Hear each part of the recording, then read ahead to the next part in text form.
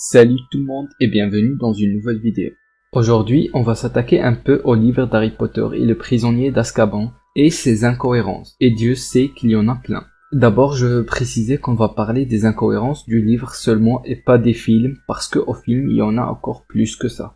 Et sans tarder, nous allons commencer par le pire. Et c'est bel et bien le retourneur du temps et tous les problèmes et incohérences que sa simple existence engendre. Il y a plusieurs problèmes avec cet objet mystérieux.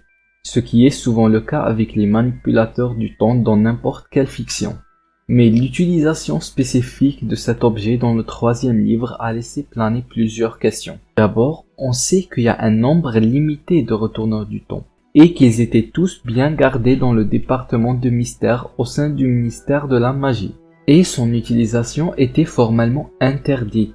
Mais Hermione, l'élève qui aime suivre les règles à la lettre, a réussi à convaincre le professeur McGonagall, qui est encore plus sévère sur les règles que n'importe qui d'autre à Poudlard, de demander au ministre de la magie de lui prêter un retourneur du temps. Tout ça pour qu'une élève puisse assister à plusieurs cours en même temps. Pire, elle a réussi à les convaincre et on leur a bel et bien donné ce futur retourneur de temps. Très dangereux et pouvait mettre la vie de son utilisateur en danger et enfreindre plusieurs règles et lois en y passant. Tout ça m'a l'air absolument absurde. Depuis la demande d'Hermione jusqu'au McGonagall, Dumbledore et les responsables du ministère qui ont accepté cette demande pour une raison aussi banale. Mais ça ne s'arrête pas ici. Parce que normalement de base, quand on utilise le retourneur du temps avec l'intention de changer les événements, on est d'accord que l'utilisateur du retourneur du temps doit bel et bien être vivant. Une personne morte ne pourrait pas utiliser le retourneur du temps. Or, Harry et Hermione ont utilisé le retourneur du temps pour aller sauver la vie de Buck l'hippogriffe, puis celle d'Harry et de Sirius, qui, tous les deux, seraient morts sans doute si le Harry du futur n'avait pas intervenu. Et c'est justement là tout le problème. Parce que s'il n'y avait pas Harry du futur, Harry du présent serait tout simplement mort, non? Et si Harry du présent serait mort, comment est-ce qu'il pouvait avoir un autre Harry du futur pour les sauver? Ça aurait peut-être été plus logique si c'est toujours Hermione qui, après avoir vu Harry mourir, elle aurait utilisé le retourneur pour revenir dans le temps et sauver Harry. Et à son retour, elle aurait vu que les événements du futur ont changé et que Harry, qui était mort au début, ne l'est plus, et elle aurait réussi à le sauver. Mais non, parce que Harry et Hermione sont retournés se sauver eux-mêmes, alors qu'ils étaient déjà bel et bien sauvés avant. C'est bizarre. Et s'ils n'avaient pas décidé de retourner dans le temps par exemple, que serait-il arrivé? Est-ce qu'ils auraient continué à survivre, ou bien seraient-ils morts d'une façon inexpliquée?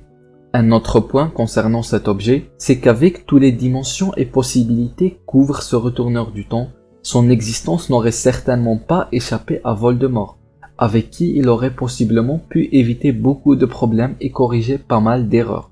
Un objet qui aurait été très précieux dans sa conquête de l'immortalité. Mais Voldemort ne semblait pas le moindre du monde intéressé par cet objet. Et on ne peut pas dire que le retourneur était bel et bien sécurisé au ministère, parce que rappelez-vous que Voldemort a justement envoyé ses mange-morts dans le département du ministère, là où le retourneur était caché. Mais c'était juste pour voler une prophétie sans s'en soucier des tas de retourneurs du temps qui y étaient et qui ont fini par être détruits dans la bataille entre les mange-morts et les membres de l'armée de Dumbledore. Bref, tout ça pour dire que le retourneur du temps n'avait pas vraiment de sens, et qu'il a juste créé plus d'incohérences dans la saga. Et c'est sans doute pour ça que J.K. Rowling a décidé de les faire tous détruire dans la première occasion. Mais ce n'est pas tout. Dans cette troisième année, les jumeaux Fred et George ont offert à Harry la carte des maraudeurs. Une carte qui représente la map de Poudlard avec tous ses secrets, mais aussi qui a la capacité de montrer toute personne se trouvant dans l'enceinte de l'école. Harry l'utilisa plusieurs fois pour sortir se balader dans l'école sans se faire remarquer. Mais il y a deux problèmes concernant l'utilisation de cette carte. Le premier, c'est comment est-ce que Fred et George ont pu connaître le mot de passe pour l'ouvrir. Qui aurait pensé à « je jure solennellement que mes intentions sont mauvaises », tout ça au hasard, pour découvrir le secret de ce que pouvait paraître comme un simple bout de papier. Que Severus Rogue, par exemple, qui est plus expérimenté et a plus de connaissances en toute forme de magie, a pu analyser la carte et n'a rien trouvé. Et deuxièmement, c'est comment Harry, Fred et George, qui ont utilisé la carte des centaines de fois, n'ont jamais remarqué la présence d'un dénommé Peter Pettigrew qui est censé être mort, mais qui traînait avec Ron partout et qui dormait dans la même chambre qu'Harry. Pourtant, Lupin, lui, il lui a fallu qu'un seul regard sur la carte pour le remarquer. Ce qui nous emmène à Sirius Black. Quand Sirius a été arrêté, tous les signes faisaient penser que c'était lui le coupable de la trahison des Potter et du meurtre des Moldus. La mise en scène de Peter qui faisait la victime avant de disparaître et les antécédents des membres de la famille de Black n'ont pas joué en sa faveur.